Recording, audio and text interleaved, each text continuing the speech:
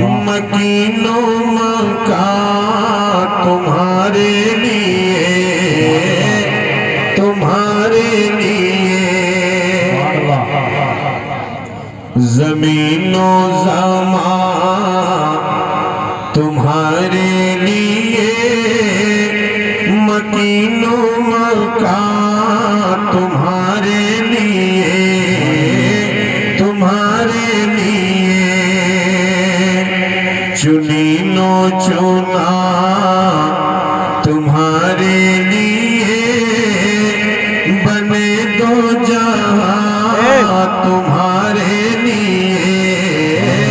تمہارے لیے، او یا رسول اللہ،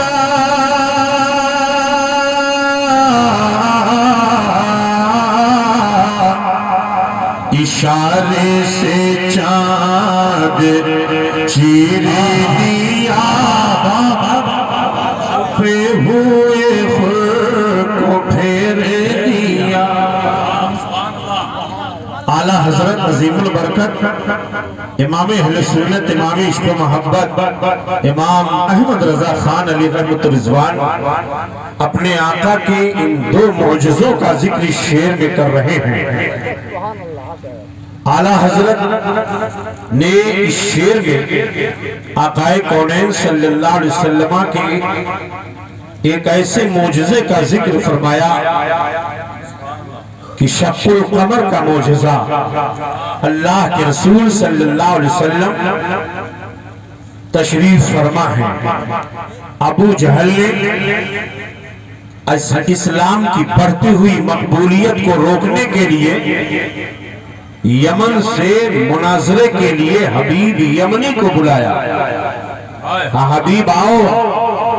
مکہ کے اندر اور اسلام کی بڑھتی ہوئی مقبولیت کو روکو۔ حبیب یمنی آیا۔ آقا کونین صلی اللہ علیہ وسلم چند نفوس قدسیہ کو لے کر کے جو نئے نئے اسلام قبول کیے تھے جبل ابو قبیس کے پاس تشریف فرما ہوئے۔ ابو جہل،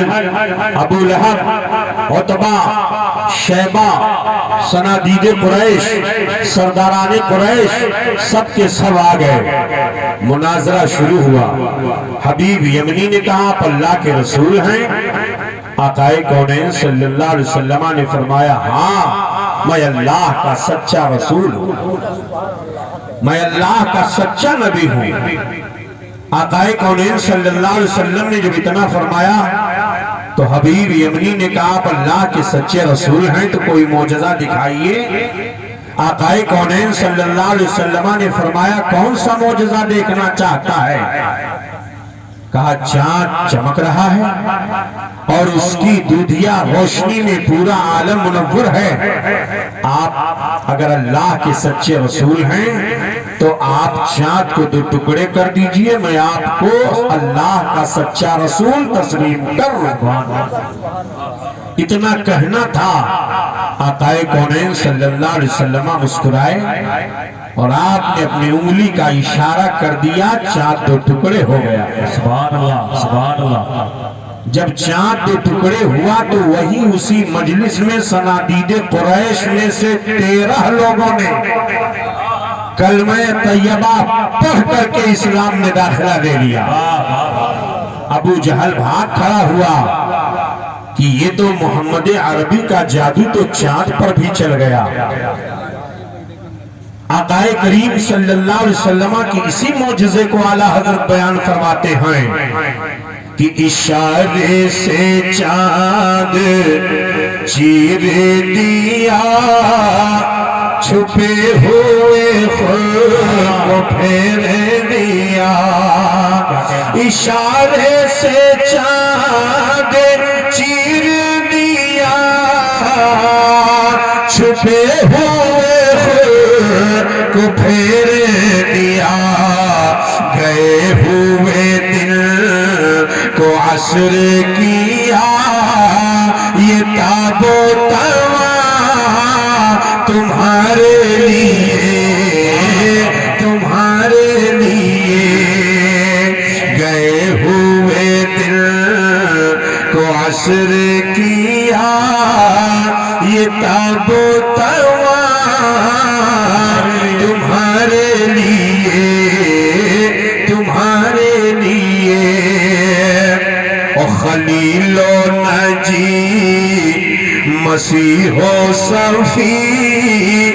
سبھی سے کہیں نہ خلیل و نجی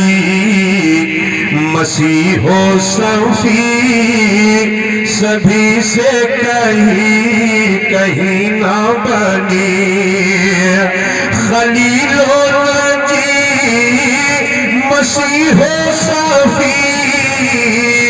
سبھی سے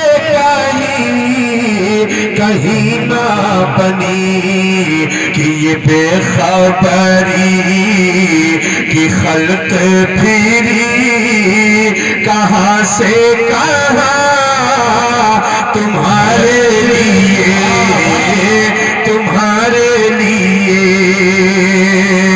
یہ بے خبری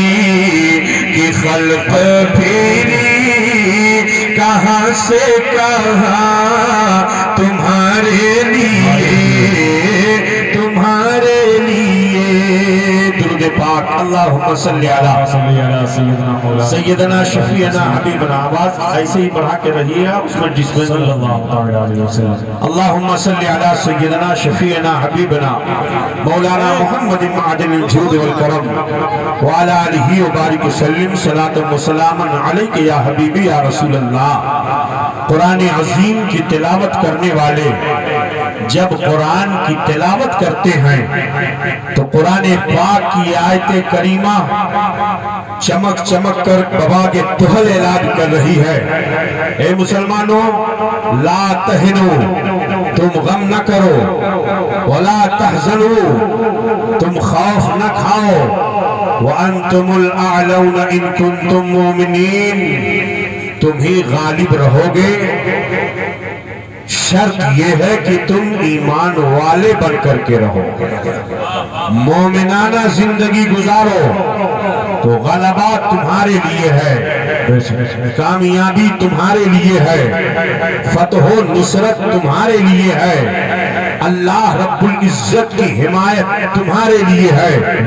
رب تبارک و تعالیٰ کی مغفرت تمہارے لیے ہے دونوں جہان کی کامیابیاں تمہارے لیے ہے آپ ذرا اندازہ لگائیے یہ قوم جسے قوم مسلم کہا گیا یہ قوم عرب کی سرزمین سے اٹھی اور اس قوم نے مختصر سی مدت میں پوری دنیا میں اپنی عظمت کا لوہا منوا لیا آخر یہ قوم جس قوم کی بنیاد ایسے عظیم نظریات پر قائم کی گئی تھی یہ قوم جس قوم کے اندر اتنا سخت دل معاملات تھے کہ یہ قوم پتھریلی زمین پر رہنے والی تھی یہ قوم اس کا دل بھی پتھر کا تھا اور سماج بھی پتھر کا تھا رحم و کرم کا کوئی معاملہ نہیں پایا جاتا تھا لیکن یہ قوم آخر وجہ کیا رہی سبب کیا بنا کہ یہ قوم مختصر سی مدت میں اسی قوم نے یورپ کی سرزمین پر جا کر کے کلمہ توحید کو بلند کیا اسی قوم نے جا کر کے افریقہ کی وادیوں میں اذان کے کلمات کو بلند کیا اسی قوم نے جو قوم عرب کی سرزمین سے اٹھی اس قوم کی ترقی کا راز دیکھ کر کے دنیا حیران رہ گئی پریشان ہو گئی آخر یہ قوم اتنی تیزی کے ساتھ ترقی کیوں کی اور اس کی ترقی کا راز کیا ہے وہ قوم جو راستہ چلتے ہوئے زندہ جانور کے گوشت کو کاٹ دیا کرتی تھی وہ قوم اتنی رحم دل کیوں اس کے دل کے اندر رحم و کرم کا جذبہ کیسے پیدا ہو گیا کہ اتنا رحم و کرم کہ اگر خیمے کے اندر کوئی کبوتری انڈا دے دیتی تھی تو یہ قوم اپنے خیمے کو چھوڑ دیتی تھی کہ کہیں کبوتری کا انڈا ٹوٹ نہ جائے کہیں پرندے کو تکلیف نہ ہو جائے آخر آخر وجہ کیا تھی، سبب کیا تھا؟ تو میرے آقا علیہ الصلوۃ والسلام نے جب اعلان نبوت فرمایا مکہ کی سرزمین پر، آقا کونین صلی اللہ علیہ وسلم نے ارشاد فرمایا قولوا لا الہ الا اللہ تفلحوا، کہو اللہ کے سوا کوئی معبود نہیں ہے، محمد اللہ کے رسول ہیں، تم کامیاب ہو جاؤ گے، فلاح و بہبود تمہارے قدموں کو چوم لے گی، تم دارین کی سعادتوں سے مالا مال ہو جاؤ گے، جنت کی نعمتوں سے تم لطف اندوز ہوگے، جہنم کے خطرناک عذاب سے تمہیں بچا لیا جائے گا۔ میں تم کو جہنم کے عذاب سے بچانے کے لیے آیا ہوں اور جنت کا راستہ دکھانے کے لیے آیا ہوں۔ میرے آقا علیہ الصلوۃ والسلام نے کلمہ طیبہ کی بنیاد پر اس قوم کو تشکیل دیا۔ یہ قوم تشکیل پائی کلمہ طیبہ کی بنیاد پر، تو مکہ کے عمر ہو، مکہ کے ابو بکر ہو، روم کے صہیب ہو، حبشہ کے بلال ہو، جب بھی آ رہے ہیں کلمہ طیبہ پڑھ رہے ہیں، اللہ کی وحدانیت کا اعلان کر رہے ہیں، رسول اللہ کی رسالت کو تسلیم کر رہے ہیں، اور آقا کی سوسائٹی کے ممبر بنتے جا رہے ہیں۔ وہاں نہ رنگ دیکھا جا رہا ہے، نہ نسل دیکھا جا رہا ہے، نہ ملک دیکھا جا رہا ہے، وہاں پر دیکھا یہ جا رہا ہے کہ اللہ کی توحید کے نشے میں مست ہے کہ نہیں ہے۔ نشے توحید میں یہ قوم اتنی مست ہوئی کہ کلمہ طیبہ کی بنیاد پر اس قوم کو تشکیل دیا گیا۔ نہ یہاں رنگ دیکھا جا رہا ہے، نہ نسل دیکھا جا رہا ہے، نہ ان کے چہرے کی رنگت دیکھی جا رہی ہے کہ ابو بکر بہت خوبصورت ہے، عمر بہت خوبصورت ہے، بلال ایسے ہیں، روم کے صہیب ایسے ہیں۔ نہیں، جو مصطفیٰ جان رحمت کی بارگاہ میں آیا کلمہ طیبہ اس نے پڑھ لیا، میرے مصطفیٰ نے اسے سینے سے لگا دیا، اور لگا کر کے میرے آقا نے اس کے قلب پر اپنی نگاہ ڈال دیا، تو جو سخت دل تھا وہ رحم دل۔ نعرے تکبیر، نعرے رسالت، جلسہ دستار بندی، مسلک اعلیٰ حضرت۔ یہ قوم غور سے سنیے گا، پڑھے لکھے لوگوں کا مجمع ہے، اور یہاں سے جائیے گا تو اس قوم کی ترقی کا راز کیا تھا وہ میں آپ کو بتانا چاہتا ہوں، اور آپ میری باتوں پر عمل کیجئے گا، انشاءاللہ دنیا اور آخرت میں آپ کامیاب ہوں گے۔ نظریہ کون تھا؟ کلمہ طیبہ کی بنیاد پر یہ قوم تشکیل پائی، عرب کی سرزمین سے اٹھی، یورپ کی سرزمین پر بہت زیادہ دن نہ گزرا کہ اندلس تک فتح و کامرانی کا جھنڈا اس قوم نے گاڑ دیا، چین تک اس قوم نے فتح و کامرانی کا علم بلند کر دیا، پرچم اسلام کو اس قوم نے بلند کر دیا۔ آپ اندازہ لگائیے، یہی وہ قوم ہے جس قوم کی نظریے کو تشکیل دینے والے کوئی اور نہیں ہے، جناب محمد رسول اللہ صلی اللہ علیہ وسلم کی ذات کریمہ ہے۔ آپ اندازہ لگائیے، اللہ کے رسول صلی اللہ علیہ وسلم کی بارگاہ میں لوگ آ رہے ہیں، کلمہ طیبہ پڑھ رہے ہیں، اپنے نفس کا محاسبہ اس قوم نے ہمیشہ کیا تھا، اپنے نفس کا محاسبہ ہماری قوم کے امتیازی خصوصیات میں سے تھا۔ اس قوم نے اپنے نفس کا محاسبہ کیا، اس قوم نے سب سے زیادہ اللہ اس کے رسول سے محبت کیا، اس قوم نے سب سے زیادہ اللہ اس کے رسول کی فرما برداری کی۔ اس قوم کے اندر جب اخوت کا معاملہ پایا گیا اور بھائی چارگی میرے آقا نے قائم فرما دیا اور اعلان فرما دیا، پوری دنیا میں تعلیمات نبویہ عام ہوئی، اور میرے آقا نے اعلان فرما دیا المؤمن اخو المؤمن، مومن مومن کا بھائی ہے، مومن مومن کا بھائی ہے۔ اخوت کا رشتہ میرے آقا نے قائم فرما دیا، اور جب اخوت کا رشتہ قائم فرما دیا، یہ رشتہ اتنا مضبوط تھا کہ سگے بھائی سے بھی زیادہ یہ رشتہ مضبوط ہو گیا۔ اخوت میرے آقا نے قائم فرما دی، یہاں تک کہ اگر ایک انصاری صحابی کے پاس میں کوئی بیوی ہے تو دو بیویاں ہیں تو ایک کو طلاق دے کر کے مہاجر کے نکاح میں کر دیا۔ اخوت کا رشتے، مواخات کا رشتہ میرے آقا نے قائم فرما دیا تھا، اور اسی مواخات کا نتیجہ یہ ہوا کہ اللہ کے رسول صلی اللہ علیہ وسلم ایک جنگ میں ہے، نبی کونین صلی اللہ علیہ وسلم کے مجاہدین جنگ لڑ رہے ہیں، اور جنگ بھی کی حالت میں پیاس کا غلبہ ہوتا ہے، العطش العطش کی آواز آتی ہے، کسی کے پاس پانی کا ایک پیالہ ہے، اس پیالے کو اس نے سوچا کہ اپنے ہونٹ سے لگا لے، اور لگانے کے بعد پیاس بجھا دے، تب تک دوسری جانب سے آواز آتی ہے، العطش بھائی مجھے بھی پیاس لگی ہوئی ہے، میری پیاس کو بجھا دو، مجھے میری پیاس کو بجھا دو۔ تب تک اس بھائی نے، رشتے مواخات کتنا مضبوط تھا، اس نے اپنے ہونٹ سے لگا ہوا پانی فوراً ہونٹ سے الگ کر لیتا ہے، دوسرے بھائی کو دے دیتا ہے۔ دوسرے بھائی نے ہاتھ میں پیالہ لیا اور چاہا کہ پی لوں، تب تک تیسرے کی جانب سے آواز آ جاتی ہے، بھائی مجھے پیاس لگی ہوئی ہے، مجھے پانی دے دو۔ چنانچہ وہ دوسرا تیسرے کو پانی دے دیتا ہے، تیسرا چوتھے کو پانی دے دیتا ہے، چوتھا پانچویں کو پانی دے دیتا ہے۔ آپ تاریخ کا وہ فرق اٹھا کر کے دیکھیں، رشتہ مواخات قائم تھا، خود بھوکے رہتے تھے مگر دوسروں کو کھانا کھلانا اپنی شان سمجھتے تھے، خود پیاسے رہ جاتے تھے مگر دوسرے کی پیاس کو بجھانا اس قوم کی خصوصی صفات میں شامل تھا۔ یہاں تک کہ وہ پیالہ 7 لوگوں کے درمیان سے ہوتا ہوا اسی صحابی کے پاس پہنچ گیا جس نے پہلی مرتبہ دیا تھا،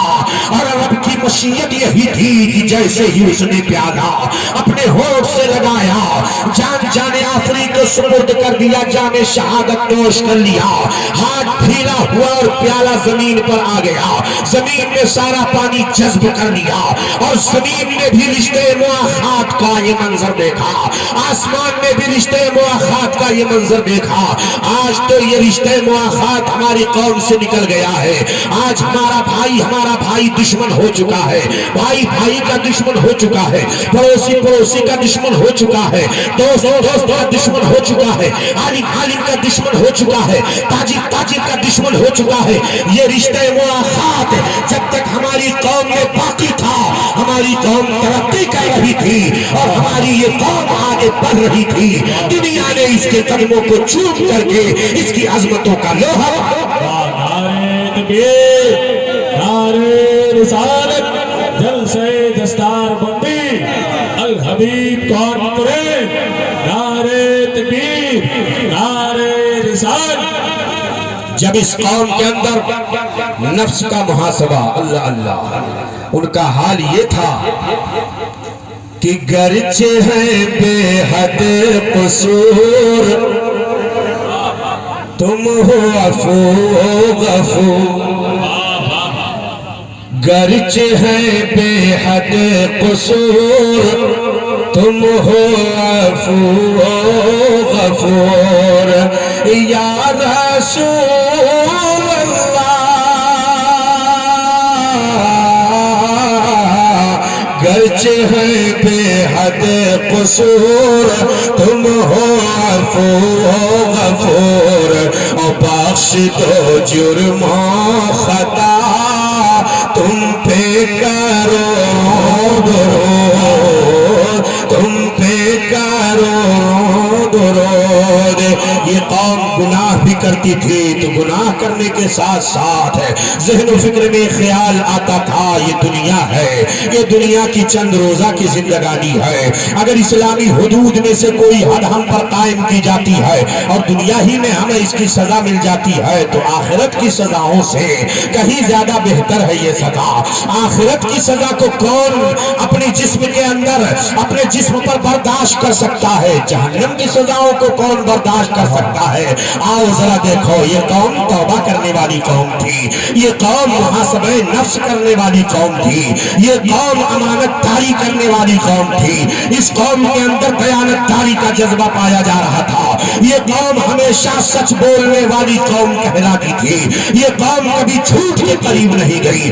یہ قوم کبھی بے حیائیوں کے قریب نہیں گئی، یہ قوم کبھی زنا شراب کے اڈوں کے قریب نہیں گئی، اس قوم نے اپنے آپ کو گناہوں سے پاک و صاف رکھا۔ تو جب رب کی بارگاہ میں دعائیں کرتے تھے تو زبان سے نکلی ہوئی دعائیں باب اجابت سے ٹکرا جایا کرتی تھی، رب قدیر دعاؤں کو قبول فرما لیتا۔ آپ تاریخ کا وہ ورق اٹھا کر کے دیکھو، جب حضرت سیدنا عمر فاروق اعظم رضی اللہ عنہ کا زمانہ ہے، حضرت سیدنا عمر فاروق اعظم رضی اللہ عنہ کے زمانے میں ایران کی طرف فوج کشی کی جا رہی ہے، اسلامی فوج ایران کی طرف بڑھ رہی ہے، ایران کا بہت بڑا بادشاہ رستم اس نے اپنے چند جاسوسوں کو بھیجا اور جا کر کے اس نے کہا کہ جا کر کے ذرا مسلم فوجیوں کا حال معلوم کرو، ان کا حال کیا ہے، آخر وجہ کیا ہے کہ ان کا اکیلا دست پر بھاری رہتا ہے، وہ اکیلے رہتے ہیں، ان کے اندر جذبہ جمع مردی اور بہادری اور ہمت کیسے پائی جا رہی ہے، ان کے معاملات کیسے ہیں۔ تو 7 جاسوس تیار ہوئے اور جا کر کے مسلم فوجیوں کے درمیان بھیس بدل کر کے انہوں نے اسلامی فوجیوں کا جائزہ لیا اور آ کر کے جب رپورٹ پیش کیا رستم کے دربار میں تو مورخین نے لکھا ہے، تاریخ دانوں نے لکھا ہے کہ مورخین لکھتے ہیں اپنی کتابوں کے اندر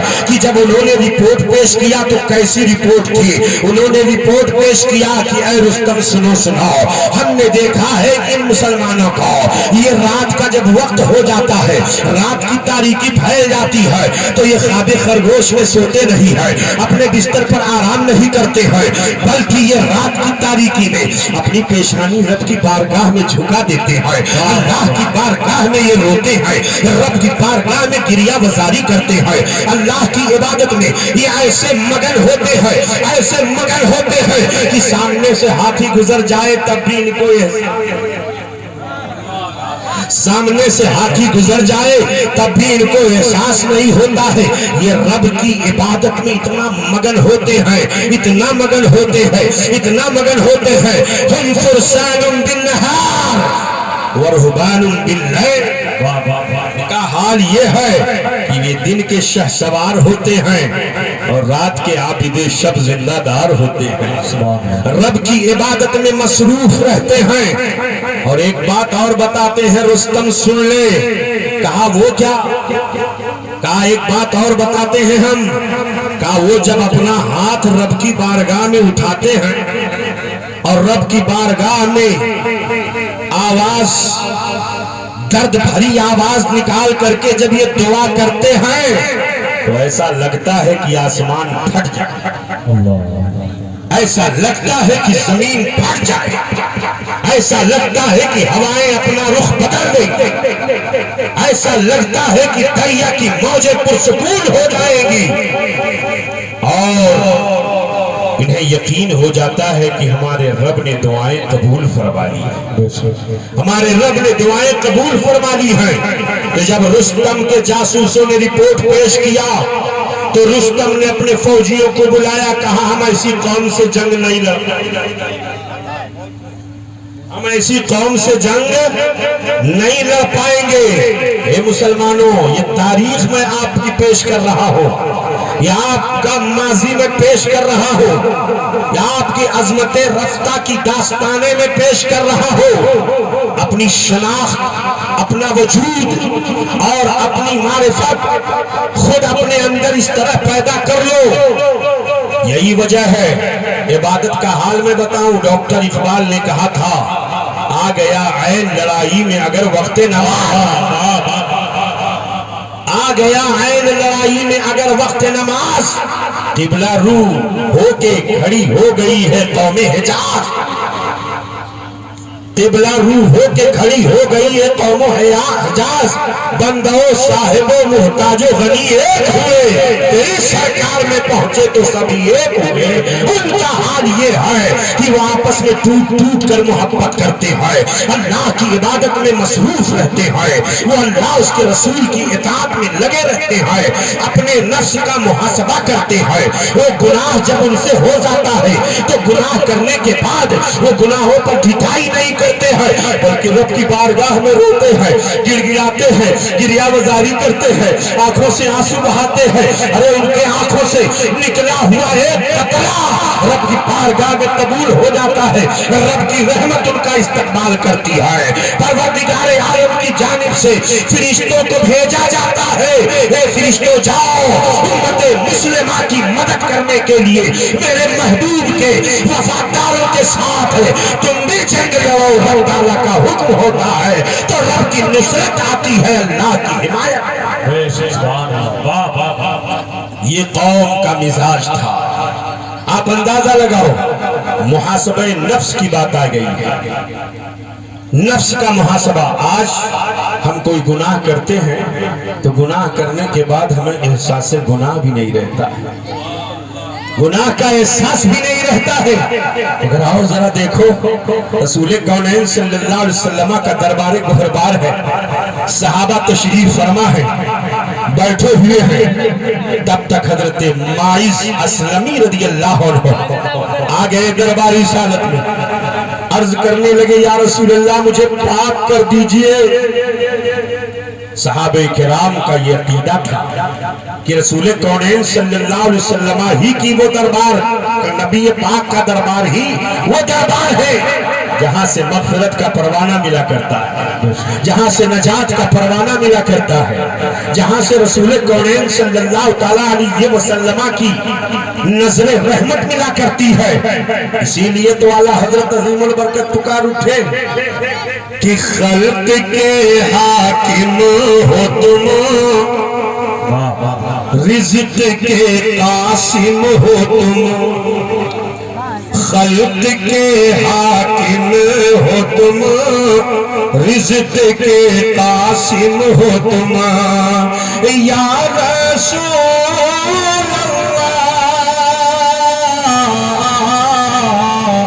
خلق کے حاکم ہو تم، رزق کے قاسم ہو تم، اور جو ملا تم سے ملا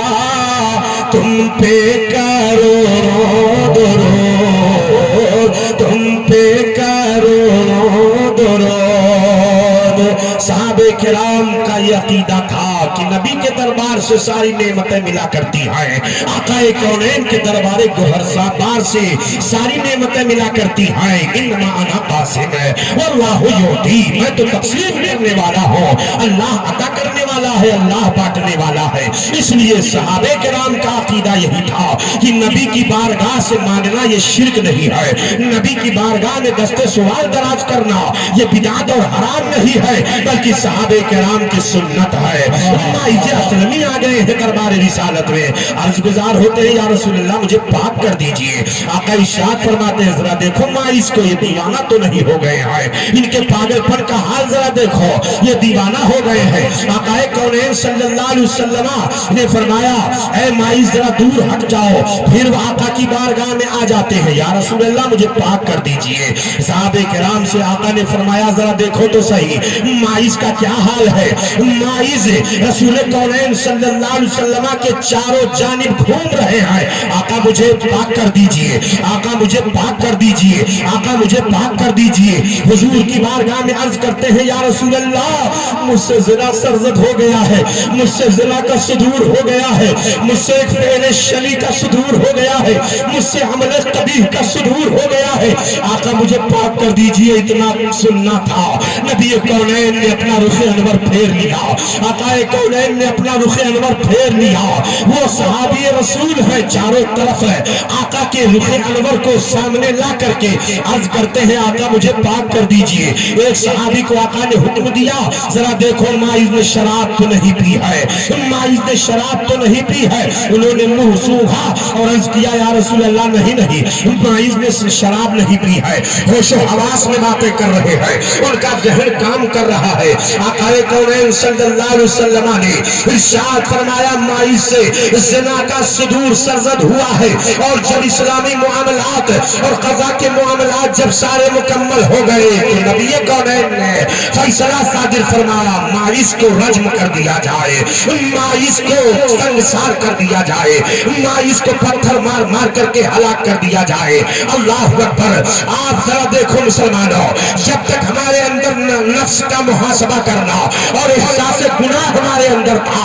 آپ ذرا دیکھو تو صحیح، محاسبہ نفس کی بات آئی ہے تو ماعز اسلمی کے اس واقعے کو سن لو۔ نبی کونین صلی اللہ علیہ وسلم فرماتے ہیں ماعز کو رجم کر دیا جائے، ماعز کو سنگسار کیا جا رہا ہے، ماعز کو پتھر مارا جا رہا ہے، ماعز بھاگ رہے ہیں، چاروں طرف سے پتھر مارا جا رہا ہے۔ اللہ اکبر! ماعز کو رجم کر دیا گیا، سنگسار کر دیا گیا، اور جب صحابہ حضور کی بارگاہ میں آئے تو حضرت خالد بن ولید ہیں، عرض کرتے ہیں یا رسول اللہ ماعز بھاگ رہے تھے، جب انہیں مارا جا رہا تھا، جب انہیں سنگسار کیا جا رہا تھا تو ماعز بڑی تیزی سے بھاگ رہے تھے۔ آقا کونین صلی اللہ علیہ وسلم نے اتنا سنا، نبی کونین کی مقدس نگاہوں میں آنسو آ گئے، آنکھوں میں آنسو آ گئے۔ آقا فرماتے ماعز بھاگ رہے تھے، ہاں ماعز جب بھاگ رہے تھے تو تمہیں ماعز کو چھوڑ دینا چاہیے تھا۔ یہ میرے آقا کتنا رحم کرنے والے ہیں اپنی امت پر۔ آقا کونین صلی اللہ علیہ وسلم کے رحم و کرم کا معاملہ آیا ہے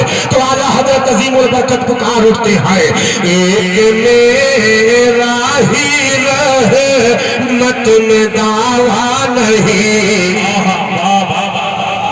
ایک میرا ہی رحمت میں دعویٰ نہیں، شاہ کی ساری امت پہ لاکھوں سلام،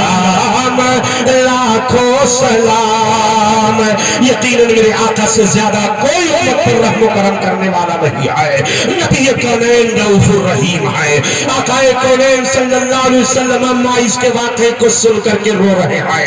مقدس نگاہیں بھیگ جاتی ہیں۔ خالد بن ولید نے کہا یا رسول اللہ جب ماعز بھاگ رہے تھے تو میرے ہاتھ میں اونٹ کی ایک ہڈی تھی، میں نے ماعز کی کھوپڑی پر مارا اور جیسے ہی کھوپڑی پر ہڈی لگی خون کا ایک فوارہ نکلا اور میرے آستین پر اس کے چند چھینٹے آ گئے، تو میں نے کہا کہ کس پاپی کا خون میرے آستین پر آ گیا ہے۔ اتنا سننا تھا۔ آقا ارشاد فرماتے ہیں خالد اپنی زبان کو خاموش رکھا، ماعز نے ایسی توبہ کیا ہے، ایسی توبہ کیا ہے، ایسی توبہ کیا ہے کہ اگر ماعز کی توبہ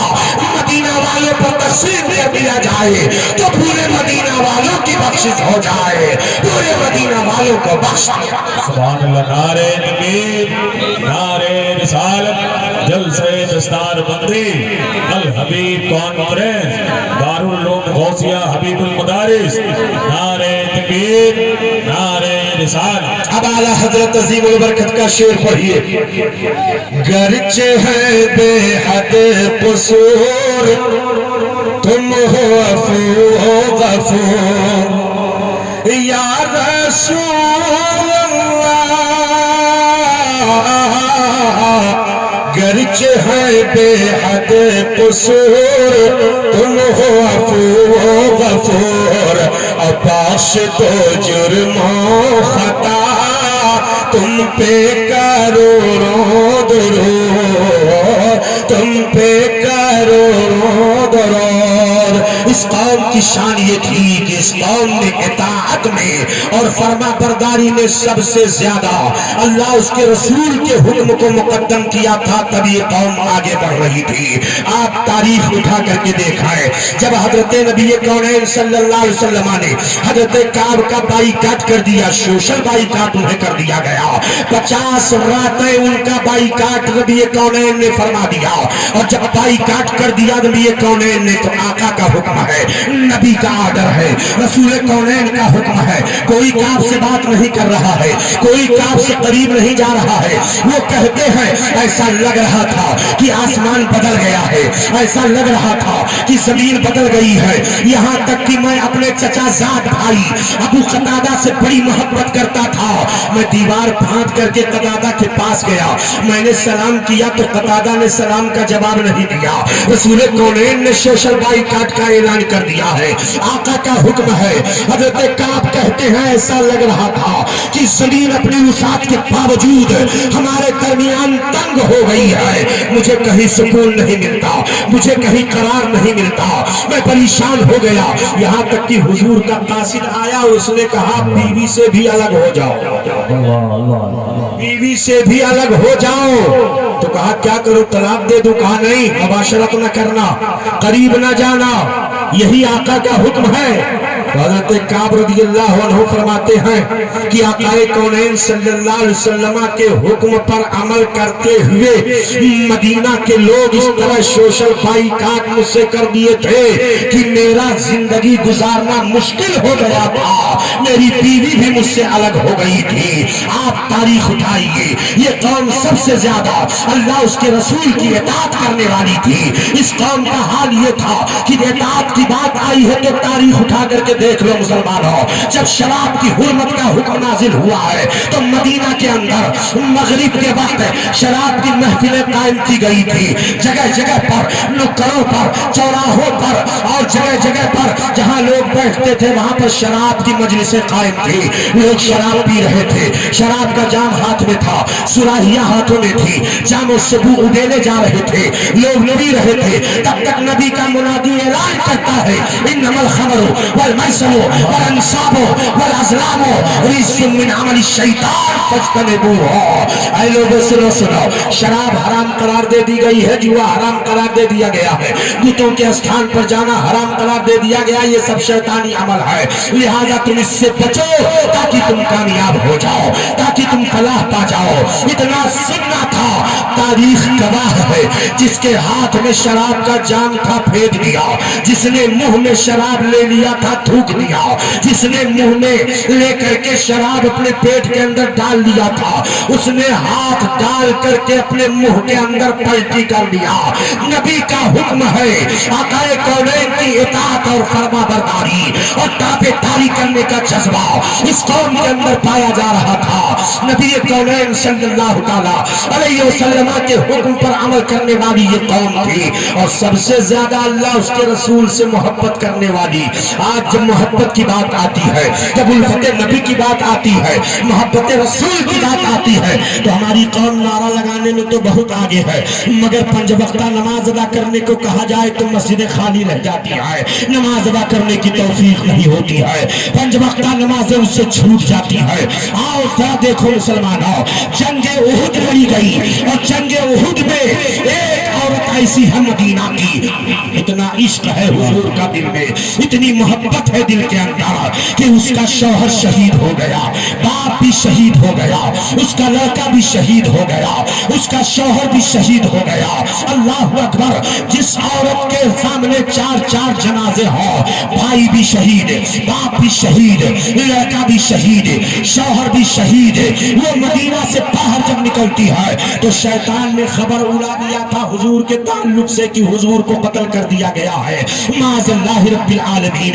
مدینہ سے باہر نکلتی ہے وہ عورت، خواتین اسلام بیٹھی ہوئی ہے، اس واقعے کو اپنے لوح دل پر نقش کر لے اور حضور کونین صلی اللہ علیہ وسلم کی محبت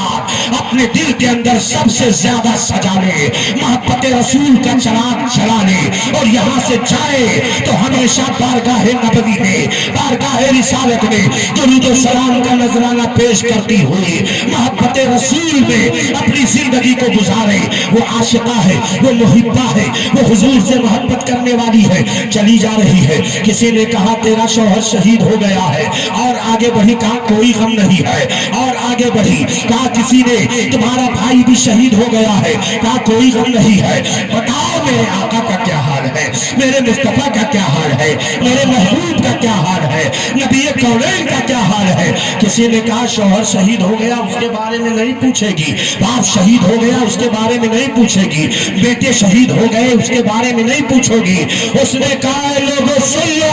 تاریخ کے صفحات پر بھی آج بھی اس محبہ کے زبان سے نکلے ہوئے جملے تخت پر لوہے کرتاس پر نقش ہے۔ اس نے کہا اے لوگوں سن لو، میرے محبوب سلامت ہے تو میرے لیے پوری کائنات، میرے محبوب سلامت ہے تو میرے لیے میرا شوہر سلامت ہے، میرے لیے میرا باپ سلامت ہے، میرے لیے میرے لڑکے سلامت ہیں، میرے لیے میرا شوہر سلامت ہے۔ حضور جب سلامت ہے تو میرے لیے ساری کائنات۔ یہ محبت کا جذبہ تھا، یہ الفت کا جذبہ تھا، یہ محبت رسول ہمارے دل کے اندر پائی جا رہی تھی، تب یہ قوم ترقی کر رہی تھی۔ ڈاکٹر اقبال نے بڑے خوبصورت الفاظ میں کہا تھا، اپنی امت کو قیاس اقوام عالم پر نہ کر، اپنی امت کو قیاس اقوام عالم پر نہ کر، ہے جدا تعمیر میں قوم رسول ہاشمی، ہے جدا تعمیر میں قوم رسول ہاشمی۔ تو یہ قوم آپس میں خوب محبت کرنے والے تھے، ان کی عبادت کا حال قرآن میں بیان کیا گیا، تراہم رکعا سجدا یبتغون فضلا من اللہ ورضوانا۔ دیکھو گے کہ یہ قوم رکوع کرنے والی ہے، یہ قوم سجدہ کرنے والی ہے، یہ قوم اللہ کی رضا تلاش کرنے والی ہے، یہ قوم رب کی بارگاہ میں ندامت کے آنسو بہانے والی ہے۔ اے لوگوں، آج ندامت کے آنسو اگر ہماری آنکھوں میں آ جائے تو رب کی رحمت مچل کے ہمارا استقبال کرے۔ آج ہم گناہ کرتے ہیں مگر توبہ کی توفیق نہیں ہوتی ہے۔ توبہ کرو رب کی بارگاہ میں اپنے گناہوں سے۔ آج جو حالات ہیں مسلمانوں کے، مسلمان ذلت و رسوائی کے گڈھے میں چلا جا رہا ہے۔ کوئی قوم نہ تو اچانک ترقی کرتی ہے اور نہ کوئی قوم اچانک زوال پذیر ہوتی ہے۔ ترقی کے بھی کچھ اسباب ہوتے ہیں اور تنزلی کے بھی کچھ اسباب ہوا کرتے ہیں۔ تو سب سے زیادہ محبت رسول، الفت رسول اپنے دل کے اندر بساؤ۔ اخوت کا یہی تو جذبہ تھا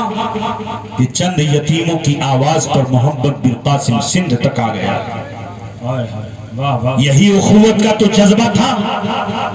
کہ چند خواتین اسلام کی آواز پر حجاج ابن یوسف نے اپنے بھتیجے محمد بن قاسم کو بھیج دیا تھا۔ آج تو حال یہ ہے کہ تمام شہر جلے ایک میرا گھر نہ جلے، تمام شہر جلے ایک میرا گھر نہ جلے۔ خود غرضی اس قوم کے اندر نہیں تھی، اس قوم میں امانت پائی جا رہی تھی۔ حضرت سیدنا عمر بن خطاب رضی اللہ عنہ ایک سفر میں تشریف لے جا رہے تھے، پیاس لگی، ایک ریوڑوں کے چرواہے کے پاس پہنچے، کہا سنو، کہا یہ بکری بیچو گے؟ کہا نہیں، یہ بکری میرے مالک کی۔ کہا اس کا دودھ دے دو؟ کہا جب تک مالک کی اجازت نہیں ہوگی اس وقت تک میں نہ اس کا دودھ دوں گا نہ یہ بکری بیچوں۔ میں اپنے مالک کا وفادار ہوں، مالک کا وفادار ہوں۔ حضرت سیدنا عمر بن خطاب رضی اللہ عنہ فرمایا، تم جانتے ہو کس سے بات کر رہے ہو؟ میں مسلمانوں کا امیر ہوں، عمر بن خطاب مجھے کہا جاتا ہے۔ کہا تم کوئی بھی ہو، مجھے اس سے کوئی غرض نہیں ہے، میں تو اپنے مالک کا وفادار ہوں۔ میں نے اگر اپنے مالک کی دی ہوئی بکریوں میں اگر ہم نے خیانت کر دی تو مالک کے دربار میں بھی رسوا ہوں گا، اور جو سب سے بڑا مالک ہے، احکم الحاکمین ہے، اس کے دربار میں بھی مجھے ذلیل و رسوا ہونا ہوگا۔ اتنا سننا تھا، حضرت سیدنا عمر بن خطاب نے ہاتھ رب کی بارگاہ میں بلند کر دیا، اے میرے مالک، جب تک روئے زمین پر ایسے امانت دار ایسے دیانتدار لوگ رہیں گے میری قوم کبھی زوال پذیر نہیں ہوگی، ہمیشہ یہ قوم ترقی کے راستے پر رہے۔ دیانتداری ہمارے اندر تھی، صداقت کا جذبہ ہمارے اندر تھا، خوف الہی ہمارے اندر تھی، محبت رسول کا جذبہ ہمارے اندر تھا، نظافت و پاکیزگی کا معاملہ ہمارے اندر تھا، تجارت میں صفائی ستھرائی ہمارے اندر تھی، معاملات میں صفائی ستھرائی ہمارے اندر تھی۔ ہماری ان وصفوں کو غیروں نے لے لیا تو غیر ترقی کر رہے ہیں، ہم تنزلی کے شکار۔ قوت عشق سے ہر پست کو بالا کر دے اور دہر میں اسم محمد سے اجالا کر دے، نہ ہو یہ نام تو بلبل کا